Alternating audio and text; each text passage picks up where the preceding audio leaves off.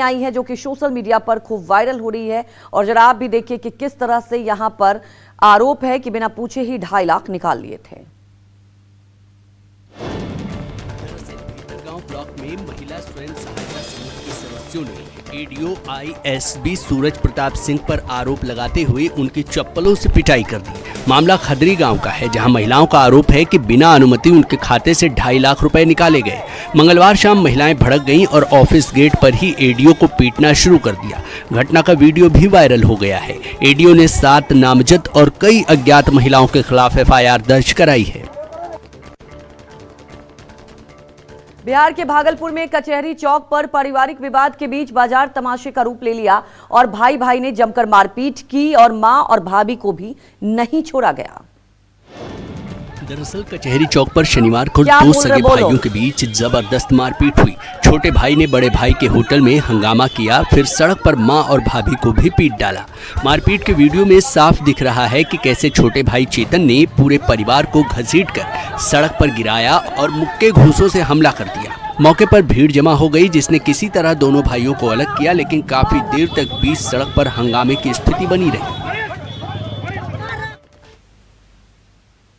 पटना के एक सरकारी स्कूल में उस वक्त अफरा तफरी मच गई जिस तरह से 5वीं की छात्रा संदिग्ध हालात में झुलसे मिली, जिसके बाद स्कूल में बवाल, तोड़फोड़ और हंगामा भी हुआ।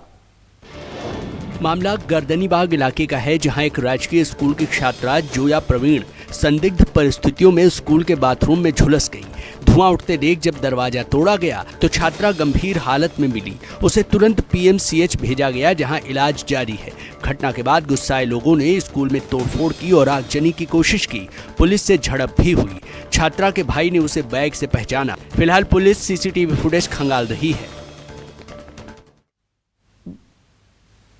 बरेली में स्कूली छात्रा से छेड़छाड़ करने वाले मंचलों को पुलिस ने ऐसा सबक सिखाया कि थाने से निकलते वक्त हाथ जोड़कर माफी मांगते दिखे और बोले अब हर लड़की को बहन की नजर से देखेंगे। दरअसल कैंट थाना क्षेत्र में 9वीं की छात्रा से छेड़छाड़ करने वाले 2 मंचलों को पुलिस ने गिरफ्तार किया। थाने में कड़ाई से पूछताछ हुई। फिर जब आरोपी हवालात से बाहर निकले तो रोते हुए माफी मांगते नजर आए। बोले हर लड़की को अब बहन की नजर से देखेंगे। पुलिस ने वीडियो भी जारी किया है। इससे पहले 20 अगस्त को 5 युवक 2 बाइक पर सवार होकर छात्रा का पीछा कर रहे थे और लाल फाटक के पास अश्लील टिप्पणियां की थी। शिकायत के बाद पुलिस ने एक्शन लिया। साहब हमसे गलती हो गई, हमें माफ कर दो। यूपी के शाहजहांपुर में कर्ज और रिश्वत से परेशान एक परिवार ने ऐसा खौफनाक कदम उठाया कि हर कोई सन्न है। मासूम बेटे को जहर देने के बाद पति पत्नी ने फांसी लगाकर जान दे दी। मामला रोजा थाना क्षेत्र का है, जहां एक ही परिवार के 3 लोगों की मौत से हड़कंप मच गया। कारोबारी सचिन, उसकी पत्नी शिवांगी और 4 साल का बेटा फतेह मृत मिले। पुलिस को 33 पन्नों का सुसाइड नोट भी मिला है, जिसमें बताया गया है कि जिला उद्योग केंद्र से लिए गए 50 लाख के लोन में सब्सिडी के बदले अधिकारी 50% रिश्वत मांग रहे थे। इसी से परेशान होकर पहले बेटे को जहर दिया, फिर खुद फांसी लगा ली। पुलिस ने शव को कब्जे में लेकर जांच शुरू कर दी है। दिल्ली से जम्मू कश्मीर तक बच्चों की तस्करी के बड़े नेटवर्क का पुलिस ने भंडाफोड़ किया और कई आरोपियों को दबोच लिया। आरोप है कि तस्कर नाबालिगों से जबरन घरेलू काम करवा रहे थे। दरअसल inter state child trafficking syndicate Delhi से जम्मू कश्मीर तक फैला था। तस्कर पुरानी दिल्ली रेलवे स्टेशन से बच्चों को फुसलाकर श्रीनगर ले जाते थे, जहां उनसे बिना वेतन जबरन घरेलू काम कराया जाता था। पुलिस ने सलीमुर रहमान उर्फ वसीम, सूरज, मोहम्मद तालिब और सतनाम सिंह को गिरफ्तार किया है। 16 साल का एक बच्चा भी सकुशल बरामद हुआ है। तस्करी में प्लेसमेंट एजेंसियों और फर्जी पहचान पत्रों का इस्तेमाल हो रहा था। अब तक करीब 500 बच्चों की तस्करी की पुष्टि हुई है। यूपी एसटीएफ ने बड़ी कार्रवाई करते हुए करोड़ों की नकली दवाओं के धंधे का भंडाफोड़ किया। आरोपी के पास से 1 करोड़ कैश और नकली दवाएं भी बरामद हुई हैं। एसटीएफ और औषधि प्रशासन विभाग की संयुक्त कार्रवाई में नकली दवाओं का बड़ा जाल पकड़ा गया और आगरा के हिमांशु अग्रवाल को गिरफ्तार किया गया। आरोपी हेमा मेडिको एजेंसी के नाम से सन फार्मा और सैनोफी इंडिया समेत कई ब्रांड्स की नकली दवाओं की सप्लाई कर रहा था। तलाशी में एसटीएफ को 1 करोड़ रुपए नकद, मोबाइल, लैपटॉप और करीब 76,370 नकली दवा की पत्तियां मिली हैं, जिसका बाजारी मूल्य करीब 3 करोड़ बताया जा रहा है। यूपी के आजमगढ़ में छात्राओं के बाथरूम में नहाते हुए वीडियो बनाने वाले आरोपी को रंगे हाथों पकड़ा गया। उसकी मोबाइल, लैपटॉप से कई आपत्तिजनक वीडियो बरामद हुए हैं। जानकारी के मुताबिक हीरापट्टी कस्बे के एक मकान में रह रही छात्राओं के बाथरूम में चुपचाप वीडियो बना रहा युवक पकड़ा गया। आरोपी का नाम हिमांशु राय है और उसे लड़कियों ने खुद रंगे हाथों पकड़ लिया। पुलिस जांच में आरोपी के मोबाइल और लैपटॉप में कई अश्लील वीडियो मिले हैं। आरोपी लंबे वक्त से लड़कियों के वीडियो बना रहा था। हिमांशु ने वीडियो वायरल करने की धमकी भी दी थी। फिलहाल पुलिस ने उसे गिरफ्तार कर लिया है और कई धाराओं में केस दर्ज किया है। आगे की कार्रवाई जारी है। यूपी के बस्ती में बंटी बबली की जोड़ी ने निवेश के नाम पर लाखों की ठगी को अंजाम दिया और मतली मुनाफे का झांसा देकर लोगों को चूना लगाया है। लेकिन पुलिस ने इन्वेस्टमेंट फ्रॉड में बंटी बबली स्टाइल ठगों का भंडाफोड़ कर दिया। पता चला है कि गौरव प्रजापति नाम के शख्स ने इन्फेस्ट इन्वेस्टमेंट प्राइवेट लिमिटेड नाम की फर्जी कंपनी बनाकर लोगों को हर महीने 10% रिटर्न का लालच दिया। लाखों की ठगी के बाद गौरव पत्नी बच्चों संग फरार हो गया। पुलिस ने उसके माता पिता को गिरफ्तार कर लिया है। अमरजीत और बबलू से कुल 52 लाख रुपए की ठगी सामने आई है। फिलहाल फरार आरोपी गौरव की तलाश जारी है। यूपी के वाराणसी से साइबर ठगी का बड़ा मामला सामने आया, जहां फर्जी अकाउंट खोलकर क्रिप्टो डीलिंग होती थी और पुलिस ने गैंग के 8 सदस्यों को गिरफ्तार किया है। जो पूर्वांचल के कई जिलों से 500 से ज्यादा फर्जी अकाउंट खुलवा चुके थे। ये लोग लोन दिलाने का झांसा देकर लोगों से डॉक्यूमेंट लेते थे और अकाउंट खुलवाकर उसका मोबाइल नंबर अपने पास रखते थे। इन खातों का इस्तेमाल क्रिप्टो करेंसी की डीलिंग में किया जाता था। पुलिस ने 7 मोबाइल, कई आधार और पैन कार्ड बरामद किए हैं। भेलूपुर थाना क्षेत्र से गिरफ्तारी हुई है। एक फर्जी अकाउंट या म्यूल अकाउंट खुलवाने वाला गैंग का 8 सदस्यों को आज गिरफ्तार करके जेल भेजा जा रहा है। राजस्थान के धौलपुर में पुलिस ने फर्जी 3 स्टार अफसर को गिरफ्तार किया है, जो नीली बत्ती, पुलिस वर्दी और हथियार के साथ खुद को एनएससी अधिकारी बताकर लोगों को शिकार बना रहा था।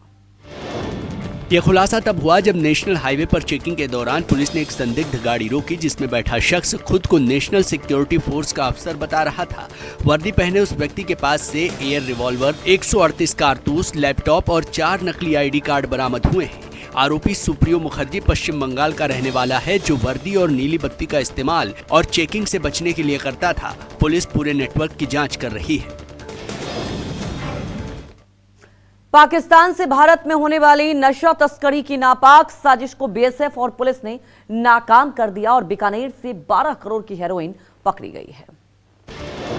मामला तब सामने आया जब बीएसएफ इंटेलिजेंस ब्रांच को सूचना मिली कि पाकिस्तान से नशीला पदार्थ भेजा जा रहा है, जिसके बाद बीकानेर के ग्राम 1 के वाईडी क्षेत्र में छापा मारा गया, जहां एक घर से 2.7 किलो हेरोइन के 5 पैकेट मिले, जिसकी अंतर्राष्ट्रीय कीमत 12 करोड़ रुपए से ज्यादा है। पंजाब के फाजिल्का निवासी लवप्रीत सिंह को गिरफ्तार किया गया है। यह बरामदगी पाकिस्तान से चल रहे नशा तस्करी नेटवर्क से जुड़ी है।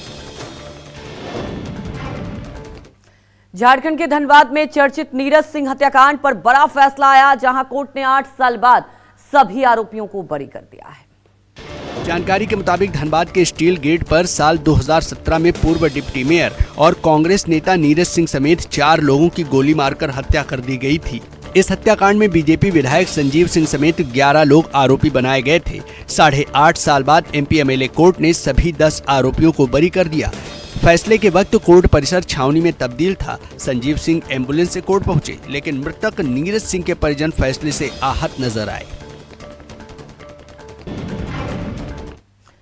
रेप केस में आजीवन कारावास की सजा काट रहे आसाराम को फिर जेल जाना होगा, क्योंकि राजस्थान हाई कोर्ट ने जमानत अवधि बढ़ाने से इनकार कर दिया है, जिसके चलते 30 अगस्त को आशाराम को सरेंडर करना होगा, क्योंकि जमानत की अवधि 29 अगस्त को खत्म हो रही है। दरअसल अहमदाबाद सिविल हॉस्पिटल की मेडिकल रिपोर्ट में आशाराम की हालत को स्टेबल बताया गया, जिसके आधार पर कोर्ट ने फैसला सुनाया। आशाराम को 30 अगस्त सुबह 10 बजे तक जोधपुर सेंट्रल जेल में सरेंडर करना होगा। कोर्ट ने जेल में व्हील चेयर और सहायक की सुविधा देने की मंजूरी जरूर दी है और जरूरत पड़ने पर एम्स में इलाज भी कराया जा सकेगा। नैनीताल के मलिताल मोहन को चौराहे स्थित भवन में भीषण आग लग गई है। निर्माणाधीन भवन में अचानक आग लगने से पूरे इलाके में अफरा तफरी मच गई। आग की सूचना मिलते ही दमकल की टीम मौके पर पहुंच गई और आग बुझाने के काम में जुट गई।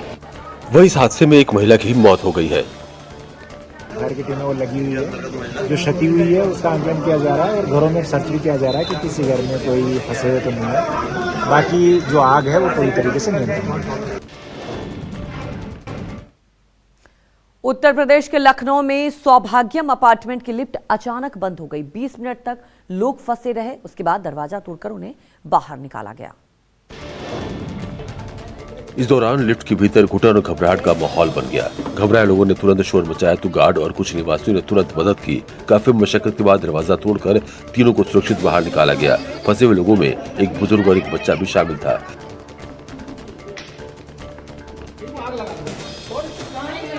घटना के बाद परिसर में अफरा तफरी मच गई और लोग लिफ्ट की सुरक्षा व्यवस्था पर सवाल उठाने लगे। इधर आरडब्ल्यू ने मेंटेनेंस कंपनी को नोटिस भेजा है। चंदौली में हैंडपंप से खुद ही पानी निकलने लगा। चंदौली में भारी बारिश के चलते हैंडपंप भेड़ चढ़ गया। बढ़ते जलस्तर के कारण खुद ही हैंडपंप से पानी निकलने लगा। आखिर ये कैसे हो सकता है, जिसे देखकर सभी हैरान हैं और पूरे इलाके के लोग इस नजारे को देखने के लिए आ रहे हैं। वहीं कुछ लोगों ने बताया कि 4 दिनों से हैंडपंप बिना चलाए ही पानी दे रहा है। मुसाखाड़ प्राथमिक विद्यालय में लगे हैंडपंप का पूरा मामला है।